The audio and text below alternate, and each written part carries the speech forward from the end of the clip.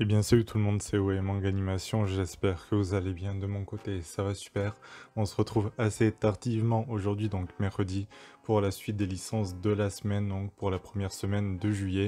Et on va commencer tout de suite avec Wandering Witch.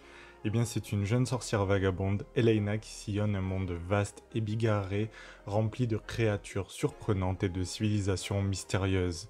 Suivez ses rencontres, son apprentissage et découvrez les liens qu'elle tissera au gré de ses voyages.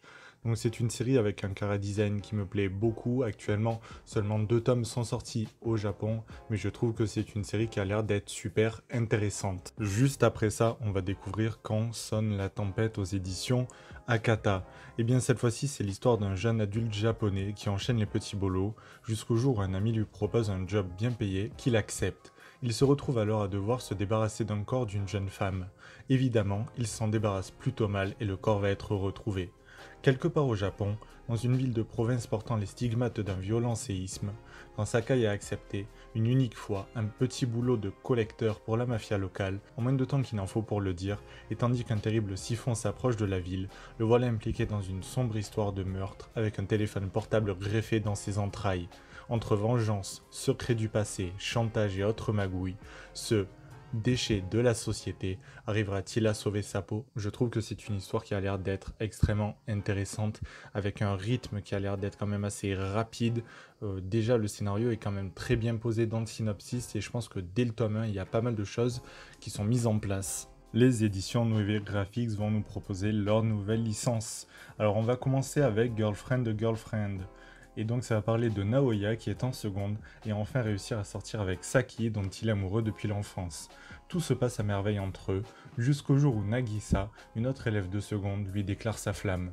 Touché par les sentiments et la persévérance de Nagisa, Naoya ne peut envisager de la rejeter, mais il est très amoureux de Saki, la respecte et est trop honnête pour lui mentir. Pas question de la tromper. La solution est simple, obtenir l'accord des deux jeunes femmes, vivre une relation à trois. Vous avez dit simple. Donc c'est une série qui a l'air d'être quand même assez drôle, c'est une comédie romantique actuellement en 6 volumes. Je pense qu'il doit y avoir pas mal de situations cocasses, ça doit plus être une comédie qu'un ecchi, donc moi c'est une série qui me tente. En plus j'aime beaucoup le format que nous propose Nueve. La deuxième très grosse licence aux éditions Nueve, il s'agit de A Certain Scientific Railgun qui comporte déjà 16 volumes au Japon. Et donc c'est dans un monde où les pouvoirs surnaturels sont omniprésents, dans une ville presque exclusivement habitée par des étudiants et des chercheurs, Mikoto Misaka a la capacité de générer et contrôler l'électricité. Sa puissance et sa maîtrise la classent au niveau 5, le plus haut niveau de puissance connu.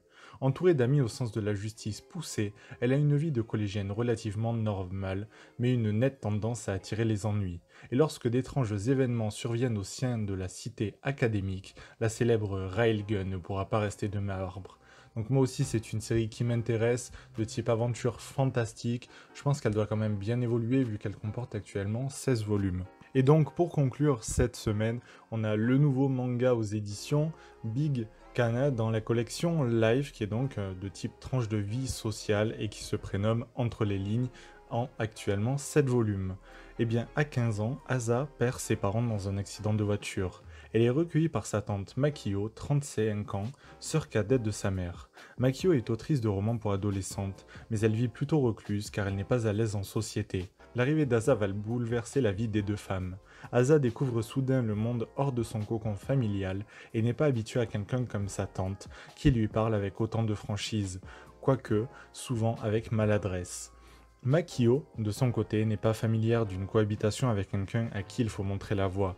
Chacune va ainsi devoir faire un travail sur soi, l'une pour faire le deuil de ses parents disparus trop soudainement et s'ouvrir au monde, l'autre pour accepter la présence d'une autre personne dans son quotidien et approfondir la question du sens de la famille et des liens qu'elle induit et des sentiments qui s'y rattachent. Moi, c'est une série aussi qui m'intéresse beaucoup. Je trouve que les thèmes abordés sont extrêmement intéressants et que les deux personnages doivent très bien se compléter, se découvrir petit à petit dans deux situations qui sont quand même assez difficiles. Eh bien c'était Ouais Manga Animation, j'espère donc que cette deuxième partie des licences de la semaine vous aura plu. Si c'est le cas, n'hésitez pas à vous abonner, à mettre un j'aime et à commenter comme d'habitude pour me dire quelle licence vous intéresse. Et puis on se dit à la prochaine.